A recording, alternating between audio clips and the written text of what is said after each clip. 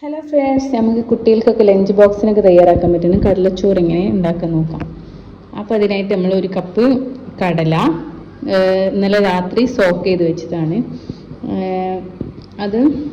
അതിലേക്ക് ഒരു കപ്പ് അരി, ഞാനിപ്പോൾ ഇവിടെ റേഷൻ കടയിലെ അരിയാണ് എടുത്തത്. അതിലേക്ക് ഒരു കപ്പ് വെള്ളം ഒഴിച്ചു കൊടുക്കാം.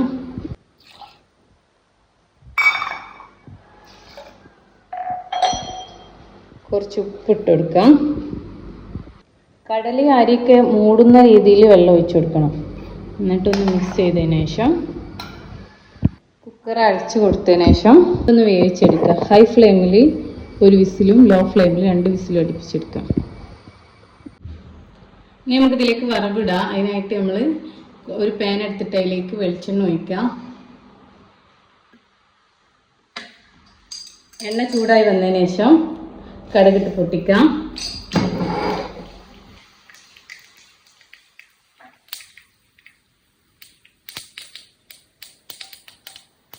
കടുക് പൊട്ടി വന്നിട്ട് ചെറുള്ളി ഒരു 4-5 ചെറുള്ളി ഇട്ട് കൊടുക്കാം.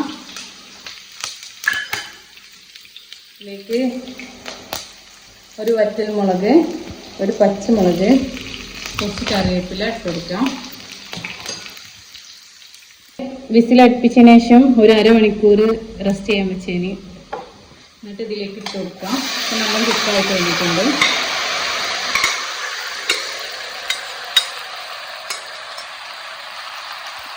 എല്ലാം മിക്സ് ചെയ്ത് കൊടുക്കാം. അപ്പോൾ നമ്മളെ അടിപൊളി കടലച്ചോറ് ഇവിടെ തയ്യാറായിട്ടുണ്ട്. ഇത് നല്ല മീൻകറിൻ്റെ കൂടെ മുട്ട പൊരിച്ചതൊക്കെ കൊടുത്ത് കുട്ടിയേക്ക് പറഞ്ഞേക്കാം.